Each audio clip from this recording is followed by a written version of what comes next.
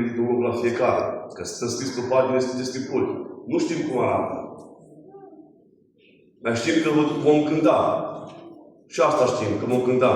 Vom ști că vom fi ca și El. Că spune Biblia. Însă până acolo, dragii mei, ce oameni ar trebui să fim noi?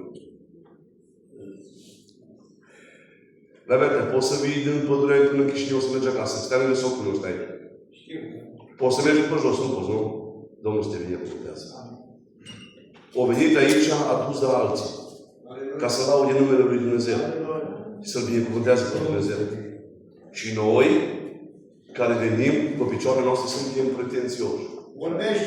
Avem pretenții, avem nu știu ce. Însă, dragii mei, haideți să lăsăm toate lucrurile astea pe care diavolul vrea să le semene în biserică. Să le mustrăm în numele Domnului Iisus Hristos. În seara aceasta să înțelegem bine că noi suntem mai mult decât binecuvântați că am putut să venim pe picioarele noastre. Alții nu pot să vină. Sora sa trebuie să ducă mama sa să vină la biserică. Care are un impediment, are o problemă. Și nu poate să vină, în pricina că nu vede. Domnul să se atingă de în seara aceasta. Levente are probleme cu picioarele, nu poate să vină. Nu poate să vină, nu poate să umble. Dar vine și îl caută pe Dumnezeu. Și atunci nouă care ne-a dat Dumnezeu sănătate, nouă care ne-a dat Dumnezeu harul acesta, în care să putem să venim pe picioarele noastre, să putem veni noi, să nu ne ducă mama să de mână sau tata sau prietenul sau fratele sau nu știu cine. Să putem veni noi pe picioarele noastre. O, câți cunosc acum de o vreme care ar dori să vină la biserică ei cu picioarele lor și n-au niciun picior. Alții n-au mâini. Alții au cancer. Alții au gaură în spate și de 10 ani de zile uitați poziția în care stă.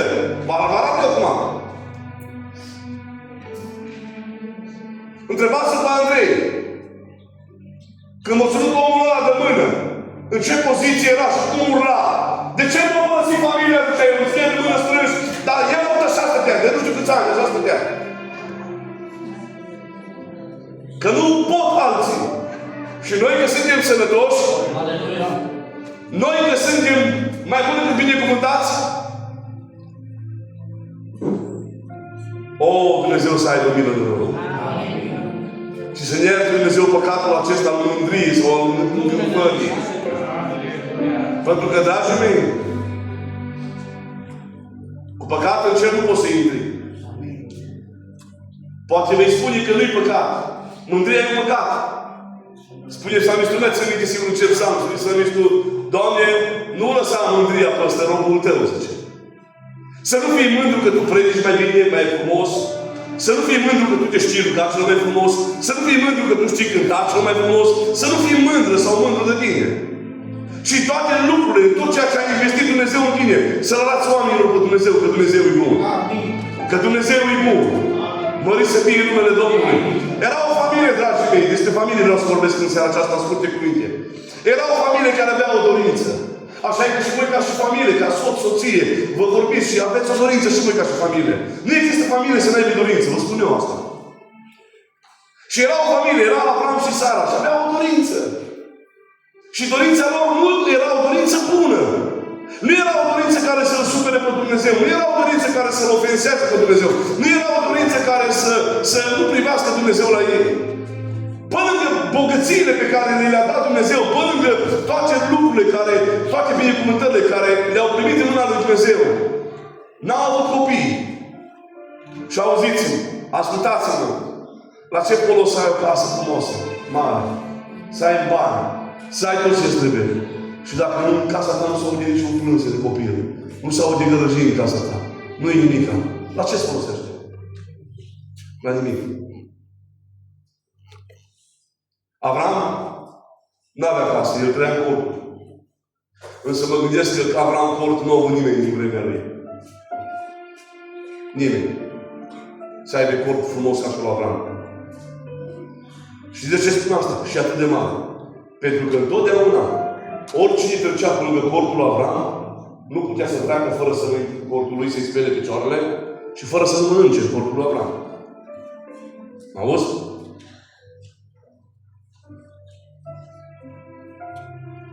Cine a mâncat în casa ta ultima dată? Și ai spus, hai frate, numele Domnului, îți spun o farfurie de mâncare.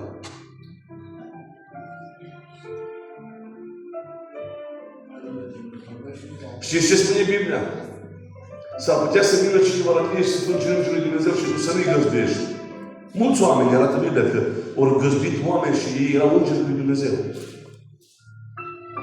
Și Avram spune să nu treceți pe lângă mine. Și nu, pe lângă mine nu puteți trece. La ștejar de mamele s-au întâlnit cu ei și spune, lăsați porocul vostru ca să vă spele picioarele, să vă taie un vițel, să facem mâncare, să ne bucurăm împreună. Și auzind, văzând bunătatea lui Avram, văzând-o Dumnezeu, după ce le spală picioarele, după ce se îngrijește de ei, după ce le face Sara de mâncare, înainte să plece, oare, zice Dumnezeu, să nu binecuvântez eu porocul meu Avram? Poți tu să faci tu ceva, să dai tu pâine, o franzelă în numele Domnului, o felie de pâine, să dai o perete de păpuși, să dai o cămașă, să dai nu știu ce, în numele lui Dumnezeu. Și oare Dumnezeu în cer nu adună pătățile din comitetul lui și spune, uite, fratele, sora a făcut bine astăzi, a dat o pâine. Oare pot eu să fac, care sunt Dumnezeu, să nu trimit cu o franzelă mâine?